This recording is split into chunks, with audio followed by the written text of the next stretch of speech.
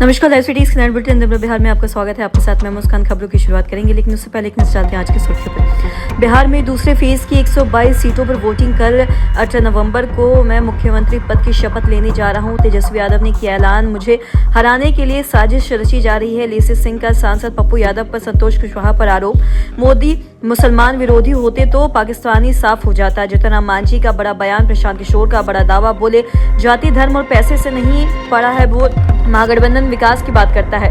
NDA वाले कट्टा कनपट्टी कहते हैं। सुप्रीम कोर्ट ने सम्राट चौधरी के खिलाफ दायर पीआईएल किया खारिज। तो वहीं लैंड फॉर जॉब केस में 4 दिसंबर को सुनवाई। गया में चुनाव से पहले बड़ा एक्शन, पकड़ी गई जाली नोटों की खेप और हेरोइन। पटना में छत गिरी, परिवार के 5 लोगों की मौत। अब खबरें विस्तार से। दूसरे फेज की 122 सीटों पर वोटिंग कल। बिहार विधानसभा चुनाव के दूसरे फेज की 122 सीटों पर वोटिंग 11 नवंबर को होनी है। तो वहीं मतदान मंगलवार सुबह 7 बजे से शुरू होगा और इसके लिए 45,399 बूथ बनाए गए हैं। तो 122 सीटों पर 1302 उम्मीदवार मैदान में हैं। विधानसभा चुनाव का रिजल्ट 14 नवंबर को आएगा और पहले फेज में रिकॉर्ड 65,000 वोटिंग हुई थी और इमामगंज प्रखंड के हेरहज, पथरा और कोल्डी गांव के मतदाता लगभग 25 साल बाद अपने गांव में ही मतदान कर सकेंगे। 2001 में आखिर बार वोटिंग के बाद से इन तीनों गांवों के लोग वोट नहीं डाल पा रहे थे। दरअसल नक्सलियों के कारण प्रशासन ने इन गांवों का पोलिंग बूथ 10 से 12 किलोमीटर दूर सलाया बनाया था। तो वहीं बता दें कि दूरी और ट्रांसपोर्ट की कमी के चलते ग्रामीण वहां तक नहीं पहुंच पाते थे, जिससे लोग वोटिंग से वंचित रह जाते थे। पटना के पोलो रोड में दूसरे चरण के मतदान से पहले नेता प्रतिपक्ष तेजस्वी यादव ने प्रेस कॉन्फ्रेंस की है और इसके साथ ही सांसद मीशा भारती भी मौजूद रही है। चुनाव परिणाम से पहले ही तेजस्वी यादव ने दावा किया है कि इस बार महागठबंधन की सरकार बनने जा रही है। वह 18 नवंबर को मुख्यमंत्री पद की शपथ लेंगे। तेजस्वी यादव ने आंकड़ों को दिखाया है कि चुनाव आयोग से पूछा कि चुनाव में भाजपा शासित और प्रदेशों से ही सुरक्षा क्यों बुलाई गई है। 208 कंपनियां भाजपा शासित राज्य की लगाई गई है, तो 68 पुलिस आप जवर पर बीजेपी शासित राज्य से हैं। तो वही बता दें, तेजस्वी ने यह भी कहा है कि हम लोग विकास की बात कर रहे हैं, पीएम कट्टे की, और साथ ही पता नहीं वो कौन से वेब सीरीज देख रहे हैं। पीएम ने आपराधिक छवि के लोगों को साथ मंच साझा किया और सृजन घोटालों के मुख्य आरोपी विपिन शर्मा से एयरपोर्ट पर मिले और साथ ही पीठ थपथपाई। और प्रधानमंत्री ने अनंत सिंह और हुलास पांडे जैसे बाहुबलियों के लिए भी प्रचार भी किया। पूर्णिया के धमदाहा से एनडीए प्रत्याशी लेसी सिंह ने राजद उम्मीदवार संतोष कुशवाहा और सांसद पप्पू यादव पर गंभीर आरोप लगाए हैं और एक वीडियो का हवाला देते हुए वोटिंग के दिन चुनाव को प्रभावित करने का बेहद ही संगीन आरोप भी लगाया और वीडियो को सबूत के तौर पर चुनाव आयोग और जिला प्रशासन को भेजकर सख्त कार्रवाई की मांग की गई है। तो वहीं लेसी सिंह के आरोपों पर संतोष कुशवाहा ने यह भी पलटकर वार किया है कि आरोपों को बेबुनियाद बताते हुए वीडियो साझा करने की नसीहत तक दे डाली और इन आरोपों को राजनीतिक जमीन खिसकने की बौखलाहट करार दिया। तो वहीं लेसी सिंह ने यह भी कहा है कि नॉमिनेशन करने के बाद से महागठबंधन के प्रत्याशी सोशल मीडिया और यूट्यूब के माध्यम से अनर्गल बातें और गालियां और साथ ही भद्दे आरोप और अफवाह फैला रहे हैं और जनता नकार चुकी है। एनडीए के नेताओं का दावा है कि पिछली बार की तरह इस बार भी मुसलमान वोटर्स का समर्थन मिला है और हालांकि विपक्ष हमेशा से ही बीजेपी को मुसलमान विरोधी बीजेपी को मुसलमान विरोधी बताया जा रहा है। तो बता दें कि इसको लेकर केंद्रीय मंत्री जीतन राम मांझी ने बड़ा बयान दिया और उन्होंने ये भी कहा है कि अगर ऐसा होता तो पाकिस्तान साफ हो जाता। मांझी ने यह भी कहा कि कौन ऐसा काम है जो मुसलमानों के पक्ष में बीजेपी की सरकार गड़बड़ कर रही है। मुसलमानों को तो राजद और कांग्रेस ने ठगा है।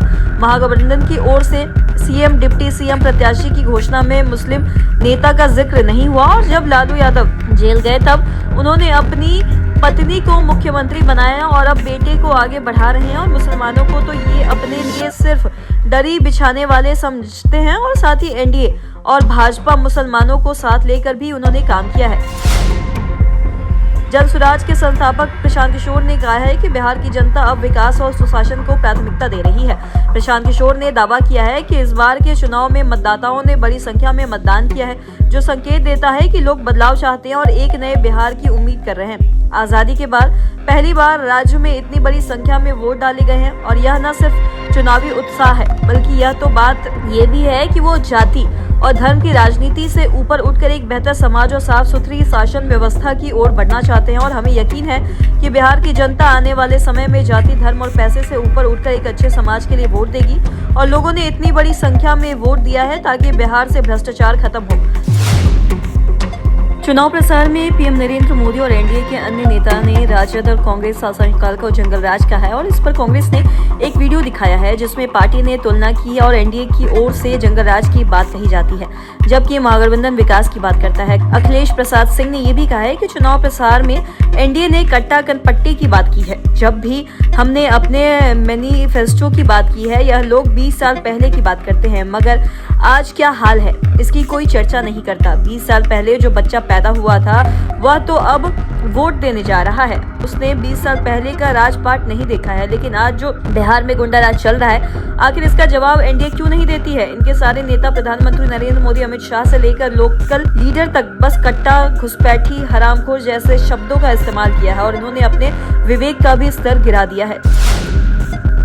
बिहार के उप मुख्यमंत्री सम्राट चौधरी के खिलाफ दायर एक जनहित याचिका पीआईएल को खारिज कर दिया गया है और बिहार भाजपा की तरफ से ये भी कहा गया है कि सुप्रीम कोर्ट ने 7 नवंबर को यह फैसला दिया है। कोर्ट के निर्णय पर बिहार भाजपा के प्रवक्ता नीरज कुमार ने खुशी जताते हुए ये भी कहा है कि यह न केवल हमारे नेता की सत्यनिष्ठा और कर्तव्य निष्ठा को दर्शाता है, बल्कि उन तमाम राजनीतिक पटकंदों को भी ध्वस्त करता है जो कुछ स्वार्थी तत्वों द्वारा रची जा रही थी। और बता दें कि पिछले कुछ समय से विशेषकर बिहार में चुनाव घोषणा के बाद सम्राट चौधरी की आयु और शैक्षणिक योग्यता को लेकर विपक्षी दलों और कुछ असामाजिक तत्वों और द्वारा अनाप शनाप आरोप लगाए जा रहे थे और इन आरोपों का एक हिस्सा एक याचिका के रूप में सुप्रीम कोर्ट में पेश कर दिया गया, जिसमें तारापुर विधानसभा क्षेत्र से उनकी ये चुनाव याचिका और प्रक्रिया को भी रद्द करने की मांग की गई थी।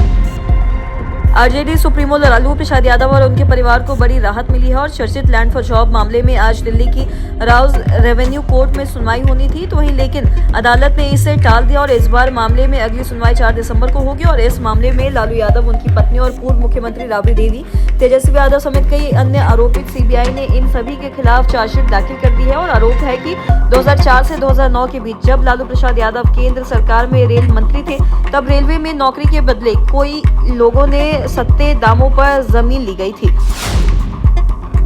गया में चुनाव से पहले सुरक्षा बलों को बड़ी सफलता मिली है और सुरक्षा बलों की कार्रवाई में नकली नोट और हेरोइन की बरामदगी की गई है और एसएसबी और पुलिस की संयुक्त कार्रवाई में यह सफलता मिली है और एक नाबालिग को मौके से पकड़ लिया गया है और जिले में अवैध मादक पदार्थ के कारोबारियों को खिलाफ विशेष सर्च अभियान चलाया जा रहा है। और इसी क्रम में बारचट्टी थाना क्षेत्र में नकली नोट और मादक पदार्थ की तस्करी होने की भी सूचना मिली और इसके बाद गया एसएसपी आनंद कुमार ने विशेष टीम का गठन किया है और विशेष टीम में एसएसबी और साथ ही बाराचट्टी थाना की पुलिस को शामिल किया गया और इसके बाद एसएसबी और पुलिस ने बाराचट्टी थाना अंतर्गत शोभ स्थित अनुष्का ऑनलाइन सेंटर में छापेमारी की और इस दौरान सेंटर में एक डिब्बे में छुपा कर रखे गए 500, 200 और 100 के नकली नोटों की भी बरामदगी की गई है। पटना से सटे दानापुर में मकान की छत गिरने से एक ही परिवार के 5 लोगों की मौत हो गई। घटना मानस नया पानापुर गांव की है और यह गांव सारण और पटना की सीमा से सटे दियारा क्षेत्र में है। घर पर पूरा मलबा गिरा पड़ा हुआ था, तो बता दें कि ईंट टूटी दीवारों के नीचे बच्चों का स्कूल बैग और कुछ कपड़े, पंखा, दवा दिख गया। तो वहीं बता दें कि कुछ ईंटों पर खून भी लगा था और पास ही कढ़ाई, गैस चूल्हा और किचन के दूसरे बर्तन दबे पड़े हैं। और हादसे पर सीएम नीतीश कुमार ने शोक जताया है और पोस्टमार्टम के बाद सभी के शव को एम्बुलेंस से दियारा के मानस गांव में भेजा गया है। तो आज के इस वीडियो में इतना ही। अगर आपने इस चैनल को सब्सक्राइब नहीं किया तो तुरंत करें, साथ ही हमारे फेसबुक पेज को लाइक करें। वीडियो देखने के लिए आपका धन्यवाद।